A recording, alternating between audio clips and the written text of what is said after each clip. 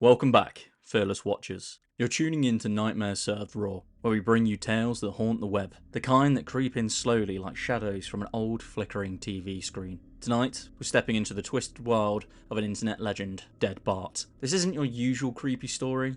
Dead Bart is the kind of tale that makes you question the innocent things you grew up with. It's a story of lost media, a cursed episode of The Simpsons that was supposedly buried, only whispered about online, and for good reason. They say this episode was never meant to see the light of day, and that its disturbing scenes were hidden from fans.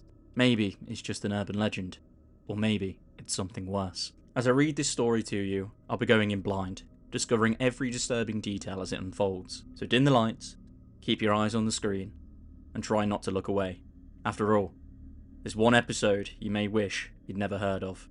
Let's dive into the world of Dead Bart, if you can handle it.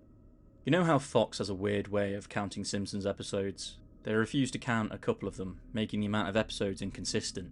The reason for this is a lost episode from season 1. Finding details about this missing episode is difficult. No one who was working on the show at the time likes to talk about it.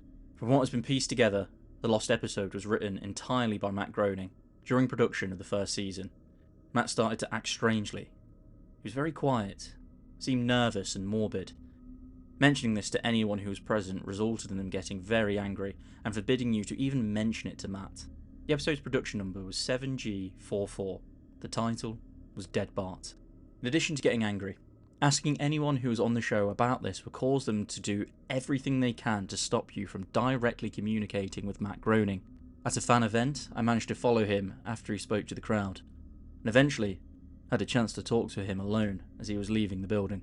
He didn't seem upset that I had followed him, probably expected a typical encounter with an obsessive fan. When I mentioned the lost episode though, all the colour drained from his face and he started trembling. When I asked him if he could tell me any details, he sounded like he was on the verge of tears. He grabbed a piece of paper, wrote something on it, and handed it to me.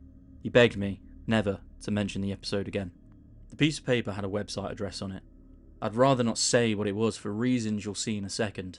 I entered the address into my browser and I came to a site that was completely black, except for a line of yellow text, a download link. I clicked on it and a file started downloading. Once the file was downloaded, my computer went crazy. It was the worst virus I'd ever seen. System restore didn't work. The entire computer had to be rebooted. Before doing this though, I copied the file onto a CD. I tried to open it on my now empty computer, and as I suspected, there was an episode of The Simpsons on it. The episode started off like any other episode, but had very poor quality animation. If you've seen the original animation for Some Enchanted Evening, it was similar, but less stable. The first act was fairly normal, but the way the characters acted was a little off. Homer seemed angrier, Marge seemed depressed, Lisa seemed to be anxious, Bart seemed to have genuine anger and hatred for his parents. The episode was about the Simpsons going on a plane trip. Near the end of the first act, the plane was taking off. Bart was fooling around, as you'd expect.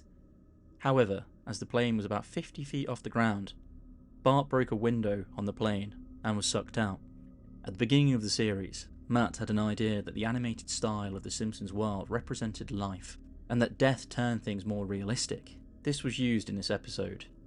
The picture of Bart's corpse was barely recognisable. They took full advantage of it not having to move, and made an almost photorealistic drawing of his dead body.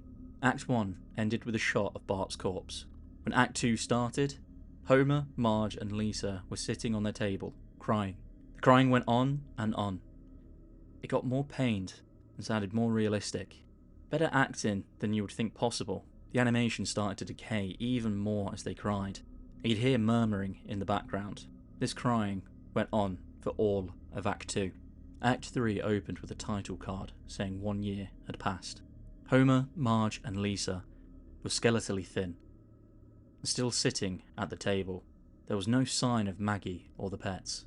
They decided to visit Bart's grave.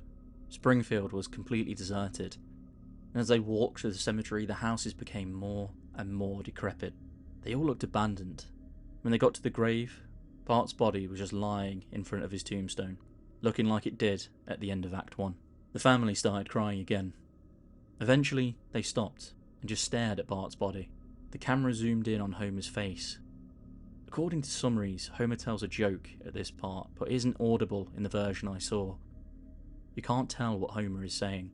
The view zoomed out as the episode came to a close. The tombstones in the background had the names of every Simpsons guest star on them. Some that no one had heard of in 1989. Some that haven't been on the show yet. All of them had death dates on them. For guests who died since, like Michael Jackson and George Harrison, the dates were when they would die. You can try to use the tombstones to predict the death of living Simpsons guest stars. But there's something odd about most of the ones who haven't died yet. All of their deaths are listed at the same date. That was Dead Bart by K.I. Simpson.